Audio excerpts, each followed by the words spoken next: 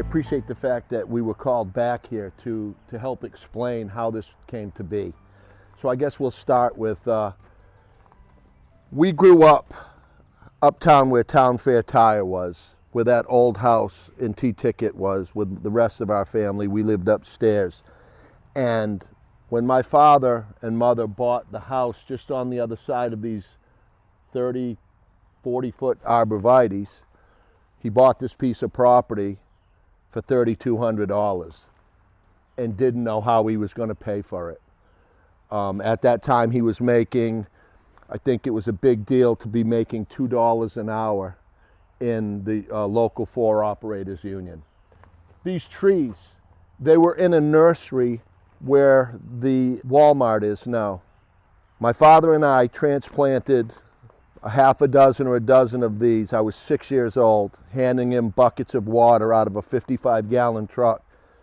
And these trees were 12 inches tall. The house behind you that we'll go in a little bit, the main body of the gambrel was the horse barn. And he used to board horses. Some of the officers at Otis would bring their mares here and be bred to a quarter horse stallion we had. And my father was always a farmer at heart. So we always had out in this field horses, we had cows, we had pigs, we had chickens. There's a 3,000-pound bull that was our friend, the white bull, Diesel. We went and got him as a present for my father at the Douglas Farm on the Vineyard, and I rode in the back of a horse trailer with this 6-month-old bull on the ferry. We all went over there like the Hatfields and the McCoys to buy a bull from the Douglases, but that's how he got here, and he was a minor celebrity here on this side of town. My father was a man of purpose. So he tells me a story. When he was 12 years old, he bought a goat. This is a real story. And they lived where Town Fair Tire is. This goat that he was going to buy was down on Trotting Park Road. Now, there's all paths and dirt roads. So we're driving somewhere, and he's telling me this story. And he said he went next door to Joe Sandbait, which is an old school name where Burger King is. So he goes over there, borrows a set of wagon wheels, borrows them, and he builds this cart to bring this goat home. Builds this heavy cart, drags it all the way to Trotton Park Road, drags the goat back in the cart, and then takes it apart and gives the wheels back. And I said, but Dad, why didn't you just lead the goat? He goes, then I wouldn't have had to have built the cart. That's who my father was. These telephone poles that you see here, they used to go all the way around. My brother Eric and I were tasked with digging so many holes a night after school by hand. If once you got a certain amount done, you could go about your business or whatever. Sometimes it took us 4 hours to do it because we'd be kids doing whatever we do. But on the weekends, you got them done fast because you wanted to get gone. We all got together and hayed in this neighborhood. All the people that had horses and livestock would all pitch in and help hay. And then we'd have a meal at whoever's house like you'd see on TV. The ladies would come and they'd cook for everybody. When this was a barn, we'd fill the loft with hay for the winters. In that field, we learned to ride horses. I still have horses now. I still compete on horseback. I did it last weekend. I think I told my father the day I went in the Navy, that's the last horse manure stall I'm ever cleaning. That's what I was doing when you called me when I was late for this interview, was cleaning a stall at 62. So that tells you what happens when things are instilled in you. But I couldn't be any more proud of what I learned from him. Nobody ever talked about building anything out there. That was our field, because you'll see me get up and be very emotional about how we protect our land, even when at the cost of housing and all of that, because once it's gone, it's gone. That was one of his big deals. Do not destroy that field. All the family dogs are buried in that slope so they could never be dug up again, because your family stays with you on the farm. The millstone, I can remember going with my father with in a chain-driven tractor trailer to Sandwich to dig up that millstone. This right here was built quite a ways afterwards. The front part of that may be 30 years old. That's where he had the bull and all that. My wife delivered lambs in her work clothes, in a dress, on her hands and knees one night because the baby wouldn't get her colostrum and my wife wasn't having it. Or watching my daughter Ashley run through the mud because a bull calf was on the wrong side of the fence up to her ankles in her hose from school. But that's what I see when I come here. I don't see this. I see everything that took place here. We spent our whole childhood either in this field or on that bog. That was a bog. It's where we learned to skate. It's where we went and hunted frogs and did all the things that kids dream about doing. We did it right there, and my mother could look out the back window. Now, these trees weren't as big. That brings us up to this turn here. And you'll see this, this flagpole that came out of Boston.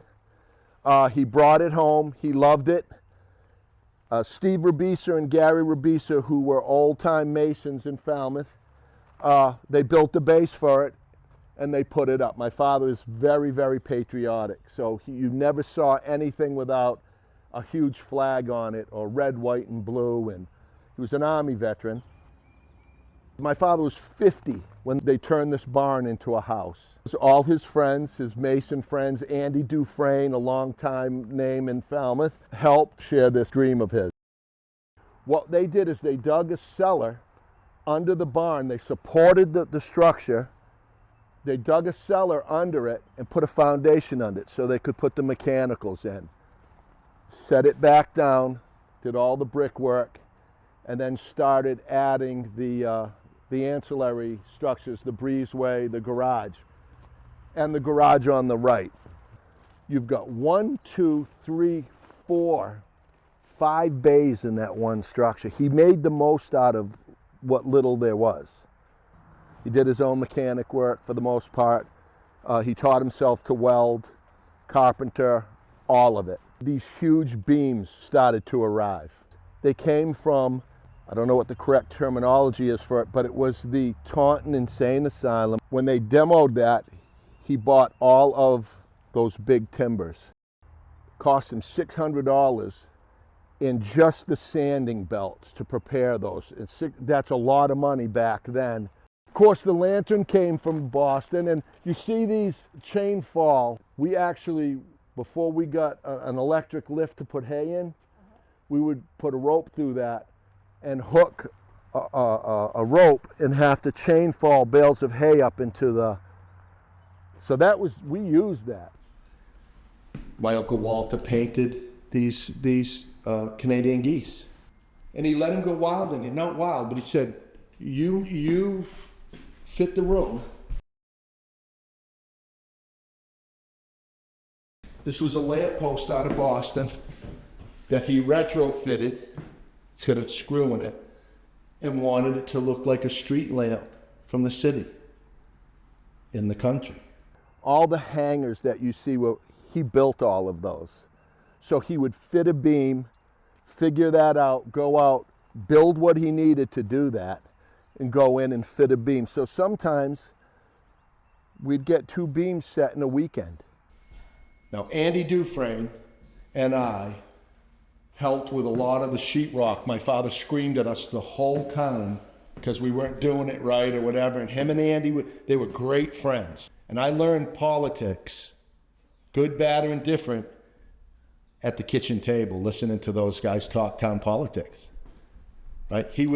I don't know what he would even think if he knew I was the vice chair of the select board in the town that he was born in.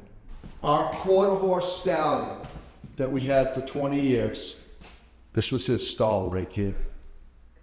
You're standing in the second stall, and there was one behind it. There was an alleyway here obviously, right? The bull stall was here. Steve and Gary Rabisa. My father worked for their father when they were children, and they thought he was the coolest thing, and they gravitated towards him. I could not even begin to tell you what something like that would go for if you had to quote it. But they did it because they loved him. The hatchway, they used to keep the firewood in the shop and be able to access it from here. This was always meant to be for bar area. There was going to be a small refrigerator here, but he wanted it to look like a horse stall. There's a portrait of a stallion behind him.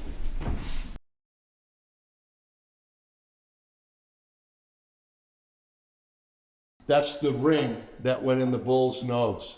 This, of course, is what they would, a stanchion they would put a cow's head in to hold them to work.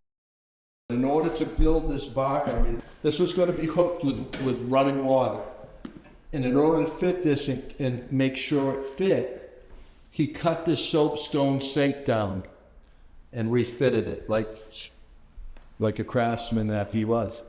When you look outside at the cupola, at the middle of this gambrel, that's where you're standing right now.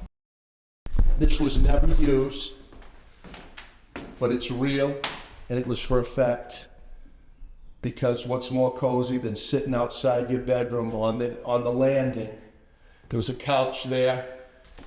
Little spots like this, it's a hay feeder backwards that would go into a corner and hold the hay. In this time of year, this was pretty much my favorite view.